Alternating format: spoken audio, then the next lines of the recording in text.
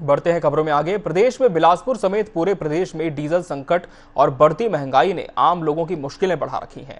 Diesel की कमी के चलते तिफरा हाईटेक बस स्टैंड से संचालित होने वाली करीब 30% बसें बंद हो गई हैं, जिससे यात्रियों की परेशानी बढ़ गई है। वहीं परिवहन लागत बढ़ने का असर अब बाजारों में भी दिखने लगा है, जहां सब्जियों, दाल और खाद्य तेलों के दाम लगातार बढ़ रहे हैं। ऐसे में आम आदमी की जेब पर दोहरी मार पड़ रही है और लोग सरकार से जल्द राहत की उम्मीद लगाए बैठे हैं।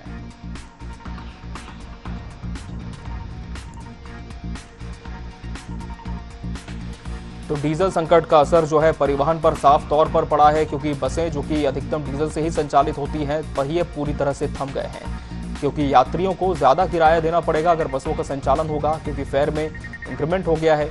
लेकिन ऐसा ना हो, इसके चलते बस चालकों ने बस चलानी ही बंद कर दी है। 30% बसें बंद हो गई हैं। डीजल की समस्या तो आज करीब 12-15 दिन से बना हुआ है।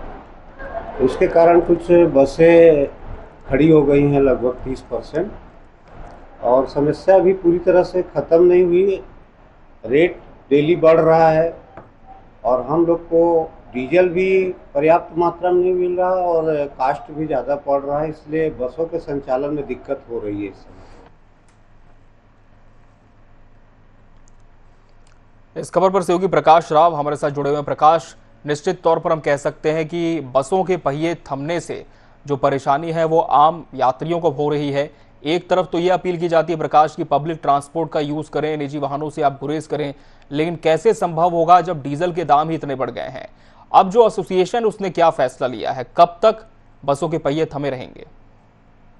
आप बिल्कुल देखिए, चौथी मर्तबा है जब पेट्रोल डीजल के दाम में इजाफा देखने को मिला। उसके बाद से ही परिवहन सेवा में अगर कहें तो लगातार जो डीजल पेट्रोल का असर है वो देखने को मिल रहा है। ऐसे में बिलासपुर की बात करें तो 100 से अधिक जो बसें हैं उसके पहिए थम गए, यानी कि 30 से 40% जो यातायात जो बाधित है वो कहीं ना कहीं इसका असर जो है यात्रियों को जेब में सीधा तौर पर पड़ने वाला है, क्योंकि जिस तरीके से पेट्रोल डीजल की कीमत बढ़ी तो निश्चित तौर पर परिवहन में भी इसका बुरा असर जो है व्यवसाय है उस पर जो है प्रभावित हुआ। कहीं ना कहीं उनका जो 30 से 40% जो कारोबार है उस पर गिरावट आई है, ऐसा जो व्यापारी बस संघ है उनका यहाँ पर कहना है। और ये मांग भी की जा रही कि डीजल पेट्रोल के दामों में कटौती हो या कम हो, उसके चलते यात्रियों को भी इसका लाभ जो है मिल सकेगा। लेकिन जिस तरीके से देखें हम तो डीजल पेट्रोल के संकट के बीच लगातार परिवहन कारोबार को लेकर आम लोगों से लेकर रसोई तक जो है वो प्रभावित हुए। तो ऐसे में अब जो है यात्रियों के लिए एक बुरी खबर है, क्योंकि कहीं ना कहीं पेट्रोल डीजल के दाम बढ़े हैं तो यात्रा करने वाले जो सफर